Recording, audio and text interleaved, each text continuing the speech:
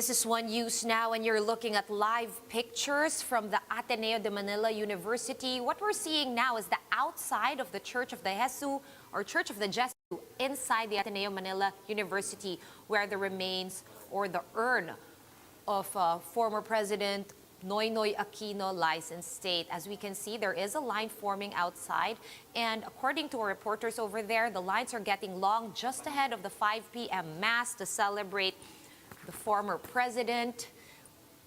So at around 3 p.m. earlier today, Vice President Leni Robredo already also appeared.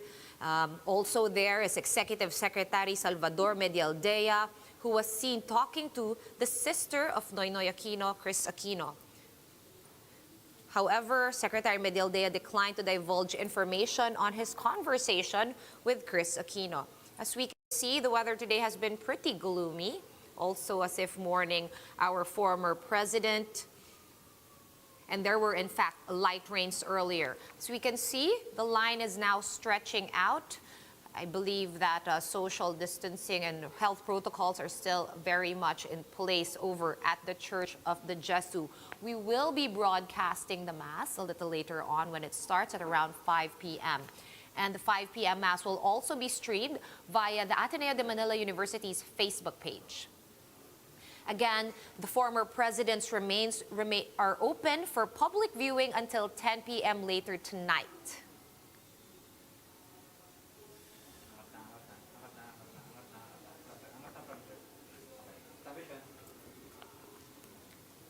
And the family of former President Noynoy Aquino announced that he died peacefully in his sleep on Thursday due to renal failure secondary to diabetes. Dr. Agnes Cruz of the Philippine Society of Nephrology Board of Trustees joins us via Zoom to explain that disease in layman's term. Good afternoon, Dr. Agnes. Now, we are all familiar with diabetes. Good afternoon. Yes. So what is renal failure secondary to diabetes? Can you tell us how diabetes could lead to kidney failure? Is this common? Yeah, thank you very much for the question. Actually, incidentally, June is Kidney Month, and we just recently celebrated Family Day of the Philippine Society of Nephrology. And one of the things that we want our listeners and our patients and their families to always remember are the 8 golden rules of having a healthy kidney, and one of which is treatment of diabetes, because we know in the Philippines and elsewhere in the whole world, diabetes is the leading cause of kidney failure. And these are the patients who would need dialysis or even kidney transplantation. So we always tell our patients to have their blood sugars controlled, to take their medicines regularly, because everything that is going on inside the body of a diabetic patient, the hyperglycemia or the high blood sugar of a diabetic person, can lead to complications, can lead to abnormalities in the blood vessels of these patients.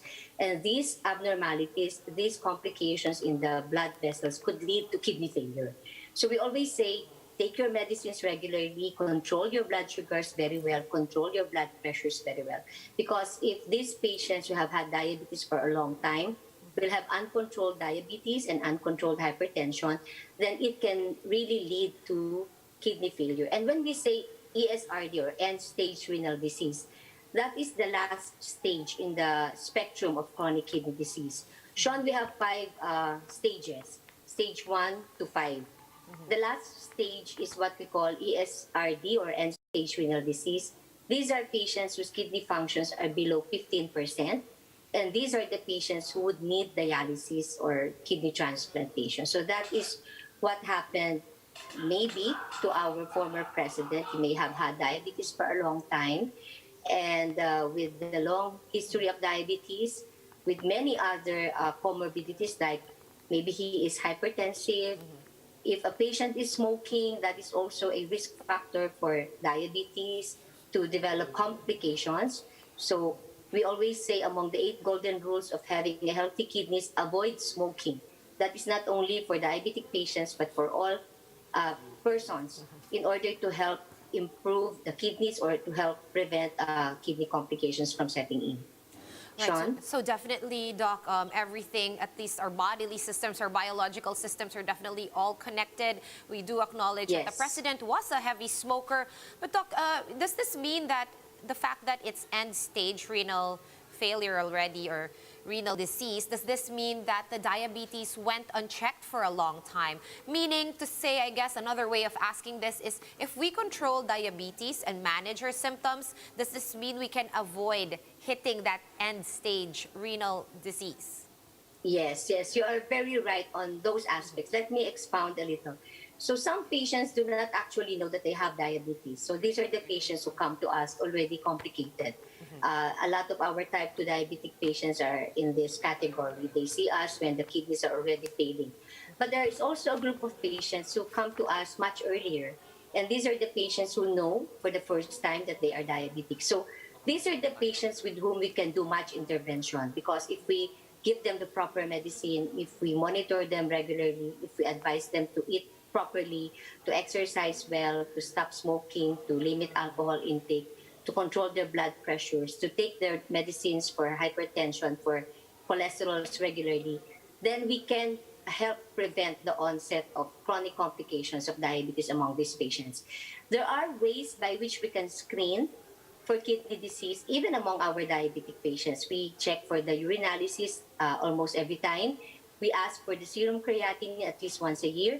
We check for the kidney function, and now there is an app that we use in our cell phones to compute for the kidney function of these patients so that when we see that the kidney function is going down or deteriorating, then we can advise the patients to have more strict follow-up. We can advise them on proper nutrition, and we can already monitor them very closely and plan for future dialysis among these patients. So your two questions are related in such a way that, yes, when we catch patients early, when we screen them properly, when we manage their diabetes, their hypertensions very well, and when they do see the doctors regularly, then we can help prevent the onset of complications. We can help prevent kidney failure among these patients.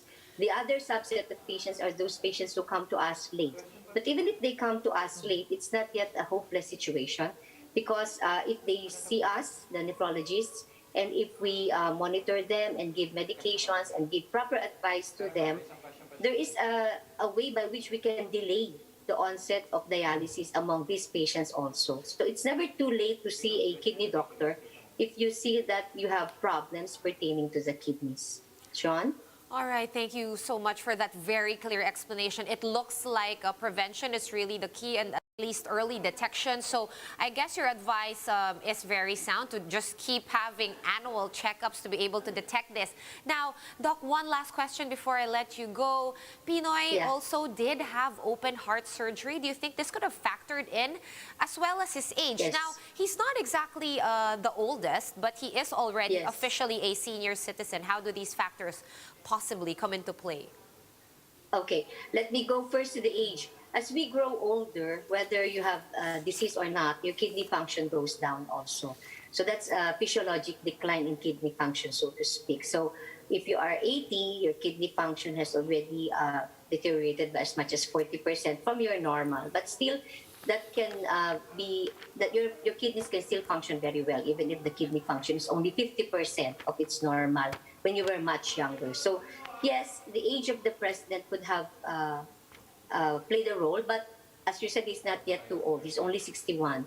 But maybe it's the other comorbidities. It's the other things that our president may have. And the bypass surgery is very important because when you already have a bad heart, when the arteries in your blood, in your heart are already constricted or narrowed down, it means that the other blood vessels are also small or constricted, meaning even the blood vessels of the kidneys are also small, and therefore the kidney function can already be poor at the time. And when you have had a bypass, it means that the heart is not working too well. We have a spectrum of cardiorenal problem, meaning something that happens to the heart can also affect the kidney. And something that happens to the kidney can also affect the heart. So it's a spectrum of manifestations that can happen one at a time or together. The kidney and the heart can go haywire and can affect each other. So the history of bypass of the president is an important contributor to perhaps more rapid deterioration in his kidney function. That's why he needed dialysis much earlier than most patients that we have. Sean? All right, thank you so much for parsing through all of that. That was Dr. Agnes Cruz of the Philippine Society of Nephrology. Thank you so much for your time, Dr. Agnes. We're going to pause for a quick break, but we will be back with more stories after that. Keep it here.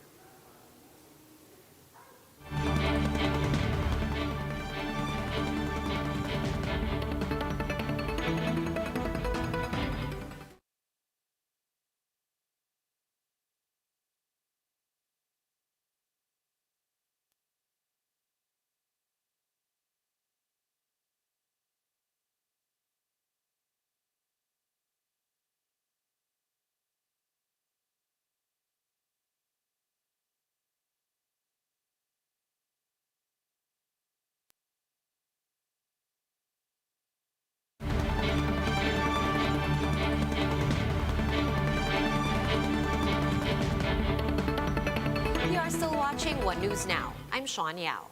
The province of Cebu has proposed new quarantine protocols for returning overseas Filipinos just days after adhering to the IATF's national arrival policy. Let's discuss this further with Dale De Vera, who joins us live from Cebu City. Hi, Dale. How is Cebu, and what is the Cebu government suggesting to do this time around? Is it any different from the IATF prescription?